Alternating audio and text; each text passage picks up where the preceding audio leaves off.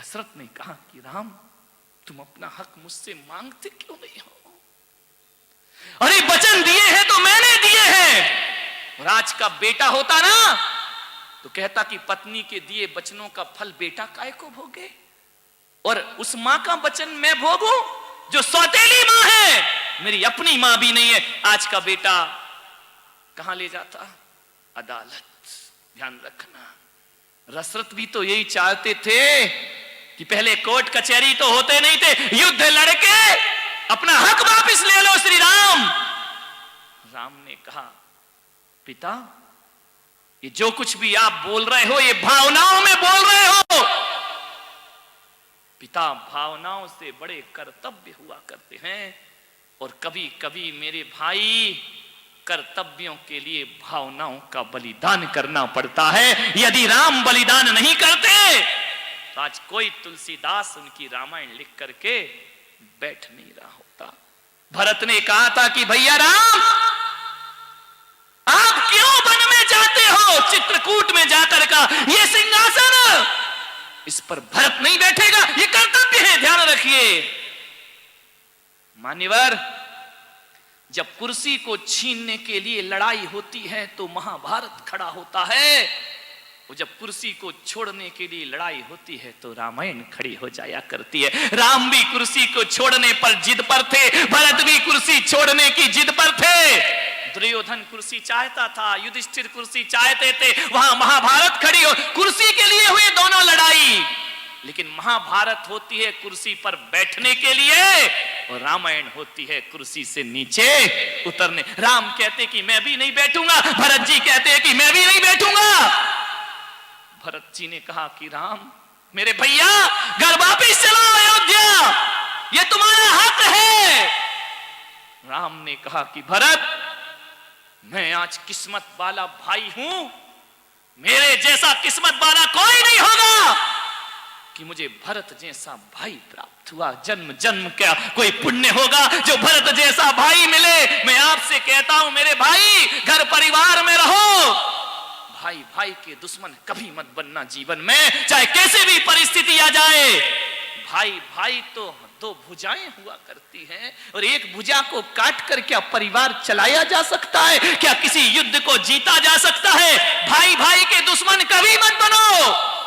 कभी भाई के बुरे दिन आ जाए तो बड़े भाई को उसकी सहायता करना चाहिए, और बेटा मना करे तो कहना, बेटा मेरी इस दुनिया में जब आया था तो भाई पहले आया था और तू बाद में आया था, पहले रिश्ता मेरे भाई से, भाई भाई के लिए काम।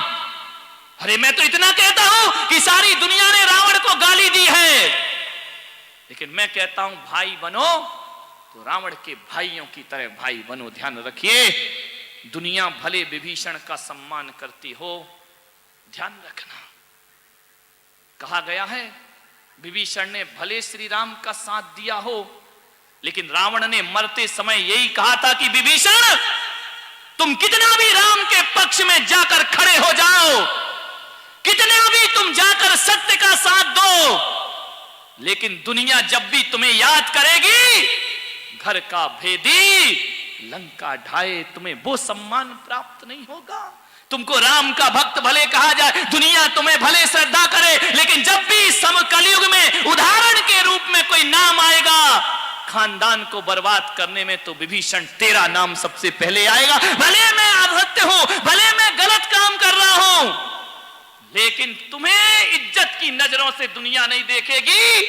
सारी दुनिया यही कहेगी घर का भेदी लंका ढाए। और जब जब किसी दो भाई में लड़ाई होगी तो भले रावण भाई हो या राम हो, जो भाई का साथ छोड़ेगा वो कुलद्रोही विभीषण ही कहलाएगा, उसका ज्यादा सम्मान होने वाला नहीं। कितनी बड़ी बात रावण ने कह दी। इंद्रजीत कुंभकर्ण, कभी रामायण को देखना, कुंभकर्ण ने कहा कि भैया रावण से कहा कि मैं जानता हूं कि तुम गलत काम कर रहे हो, पर स्त्री पर दृष्टि डाल रहे हो, ये अधर्म है। रावण तुम्हारी लंका का सर्वनाश हो जाएगा। रावण ने कहा कि मैं कुंभकर्ण कि तन की तपस्या तपस्या नहीं होती, तपस्या तो मन से होना चाहिए। शरीर के कपड़े उतार के फेंकना कोई बहुत कठिन काम नहीं है। केस का लॉन्च भी करना बहुत कठिन काम नहीं है। एक समय भोजन करना कोई कठिन काम नहीं है। उपवास करना कोई कठिन काम नहीं है। पद विहार करना कोई कठिन काम नहीं है। अरे सबसे कठिन काम यदि कोई है तो अहंकार और ईर्षा को छोड़ना सबसे कठिन काम हुआ करता है। बड़े बड़े साधु संत भी अहम और वहम को नहीं छोड़ पाते हैं, ध्यान रखिए। मान्यवर, अहम छोड़िए, मालिक जो भी दे दे तो कर ले कबूल। कभी कभी कांटों में खिलते हैं फूल, ध्यान रखिए। जो मिला है प्रभु की कृपा है, ध्यान रखना। नहीं मिला तो सोचना, यदि नहीं मिला तो सोचना ये मेरी नादानी थी, ध्यान रखना। नहीं मिला तो ये सोचना ये मेरी नादानी थी, और मिल गया तो सोचना ये प्रभु की मेहरबानी थी, ध्यान रखिए। मार्दव धर्म जीवन में आ जाएगा। नहीं मिले तो नादानी, मिल जाए तो प्रभु की मेहरबानी, ध्यान रखो। राम, कृष्ण, बुद्ध, महावीर, जीसस सब कुछ पाके भी इनका सब कुछ खो गया था, ध्यान रखिए। लेकिन ये लोग वो महापुरुष रहे जो अहंकार में नहीं जिए मेरे भाई। जितना विनम्र हो सको, जितना सरल हो सको, जितने छोटे बन सको उतना लाभ होगा, ध्यान रखना। बड़े बनने में कुछ नहीं होता। बड़ा हुआ तो क्या हुआ, जैसे पेड़ खजूर, पंथी को छाया नहीं, फल लागे अति दूर। छोटे बनो, बाहर से नहीं भीतर से छोटे बनो। कोई किसी पर एहसान कर दिया तो आंख भर आए कि नहीं, प्रभु की कृपा है, मेरे पास क्या है, कुछ भी किसी के पास नहीं। मान्यवर, अहंकार से बचने का प्रयास करें। आज दिन भर की साधना होना चाहिए। इसमें मत जियो अपने जीवन में कि हमने ये किया, हमने वो किया, हमने वो किया।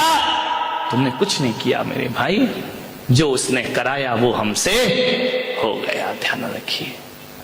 आप सबने सुना, अनुग्रहित हो। सभी लोग मंत्र जाप करेंगे। ओम ह्रीम उत्तम मार्दव धर्मंगाय नमः। ओम ह्रीम उत्तम मार्दव धर्मंगाय नमः। ओम ह्रीम उत्तम मार्दव धर्मंगाय नमः। ओम ह्रीम उत्तम मार्दव धर्मंगाय नमः।